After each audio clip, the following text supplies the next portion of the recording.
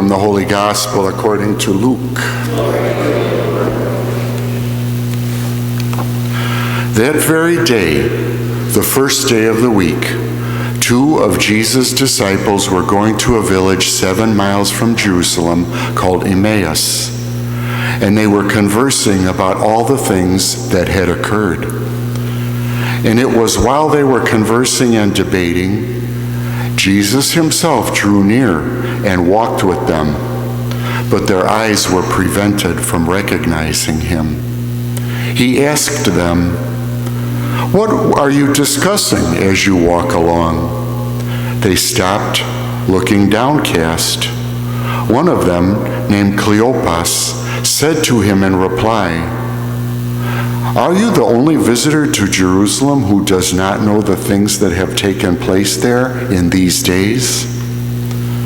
And he replied to them, "What sort of things?" They said to him, "The things that happened to Jesus the Nazarene, who was a prophet, mighty in deed and word, before God and all people, how our chief priests and rulers both handed him over to a sentence of death and crucified him. But we were hoping that he would be the one to redeem Israel. And besides all this, it is now the 3rd day since this took place. Some women from our group, however, have astounded us. They were at the tomb early in the morning and did not find his body. They came back and reported that they had indeed seen a vision of angels who announced that he was alive. Some of those with us went to the tomb and found things as the women had described, but him they did not see." And he said to them, "Oh, how foolish you are! How slow of heart to believe all the prophets spoke. Was it not necessary that Christ should suffer these things and enter into his glory?" Then, beginning with Moses and all the prophets, he interpreted to them what referred to him in all the scriptures. As he approached the village to which they were going, he gave the impression that he was going on farther. But they urged him, "Stay with us, for it is nearly evening and the day is almost over." So he went in to stay with them. And it happened that, while he was at table with them, he took bread, said the blessing, broke it, and gave it to them. With that, their eyes were opened and they recognized him, but he vanished from their sight. They said to each other, "Were not our hearts burning within us while he spoke to us on the way and opened the scriptures to us?" So they set out at once and returned to Jerusalem, where they found gathered together the 11 and those who were with them, saying, "The Lord has truly been raised and has appeared to Simon." Then the 2 announced what had taken place on the way and how he was made known to them in the breaking of the bread. The Gospel of the Lord. Praise to you, Lord Jesus Christ.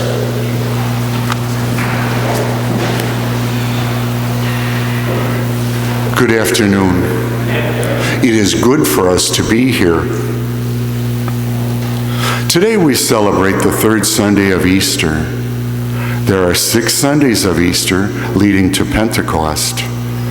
In these 6 Sunday Gospels, the disciples of Jesus deal with their struggle with their unbelief in the resurrection of Jesus. These Gospel stories can be seen in a way as bleak stories: sadness, struggles with belief, even stories of abandonment. What a different picture we see than the scene of Palm Sunday, when throngs of people came forward to support and recognize Jesus. It is 2 of these unbelieving disciples that are the main figures in the gospel story today.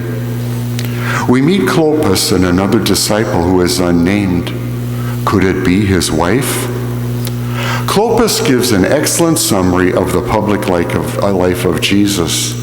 He talks about how some of us went to the tomb and it was empty, but him we did not see.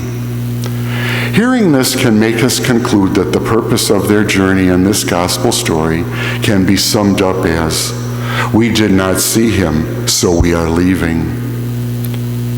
The sad fact is that they are abandoning Jesus and the other disciples. They were disappointed. They even confirmed their disbelief. They were hoping that Jesus would be the one to redeem Israel, but he didn't. Jesus appears and walks with them on their way out of Jerusalem toward Emmaus. Emmaus is known in Roman times as Nicopolis, which means victory city. If anything, the disciples were badly in need of victory. In the breaking of the bread, the disciples realize they are in the presence of Jesus. Jesus disappears but remains in the breaking of the bread. The disciples joyfully return to Jerusalem and are now witnesses to their experience of Jesus in the breaking of the bread. They go back to face the problems and difficulties of Jerusalem, knowing that Jesus is walking with them. Where is our Jerusalem? Every one of us has one. When their eyes were opened and they realized that they were in the presence of the Lord, they talked about their experience. They said to one another, "Were not our hearts burning within us while he spoke to us on the way?" I invite you to focus on the burning experience of the disciples in this gospel story.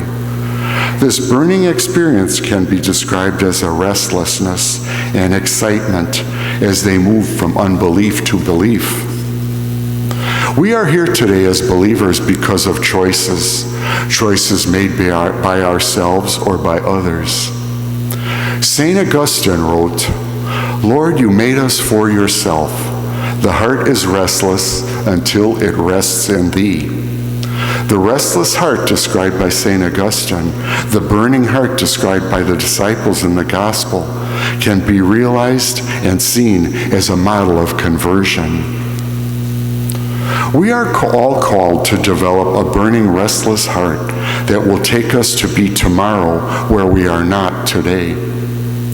We are on our journey together. This burning restlessness can also be a danger because bad restlessness can lead us to only look for what the world has to give. This burning restlessness is part of our journey. It affects the movement of our entire lives. We are like the disciples on the road to Emmaus. They moved on their journey from expectant wishing to being grounded in true hope. Clopas and his companion did experience a magical moment of recognizing Jesus. For us, it is probably not one magical moment, but rather part of a lengthy journey of praying, studying the scripture, walking with others and struggling to understand their perspectives, of daily taking, blessing, breaking, and sharing the bread at the Eucharistic gatherings, all the while urging Jesus to stay with us.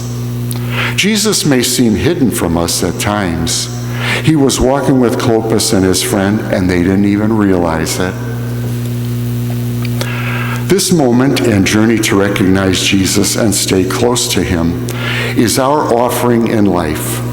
This journey can be difficult. It often has to endure disappointment, pain, shame, and despair. Hope led Clopas and his friend to return to Jerusalem, a dangerous place, a place that kills prophets. Where can we find this strength? Where can we find this hope? It often seems that belligerence and degeneracy are all around us. It often seems like a different world. Look at the belligerence that took place in downtown Chicago just last weekend. Look at the degeneracy enhanced by Tinder and TikTok and other social media platforms.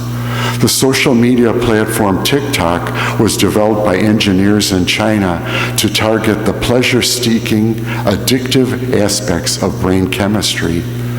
And many people spend hours on TikTok every day. Think of Tinder.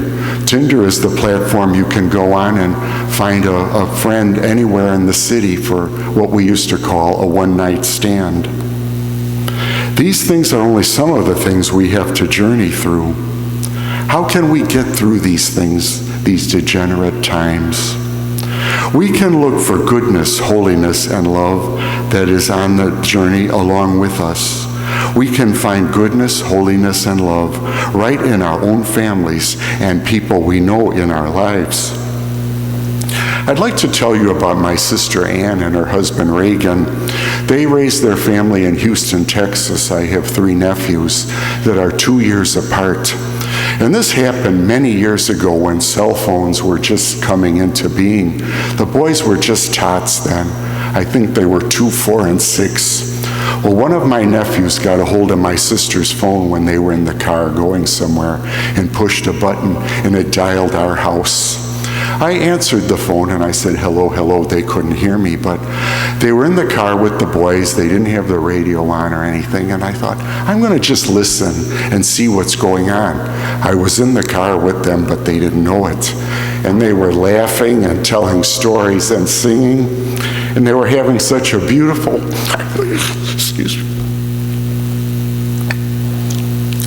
such a beautiful family time. I just couldn't pass up listening to it.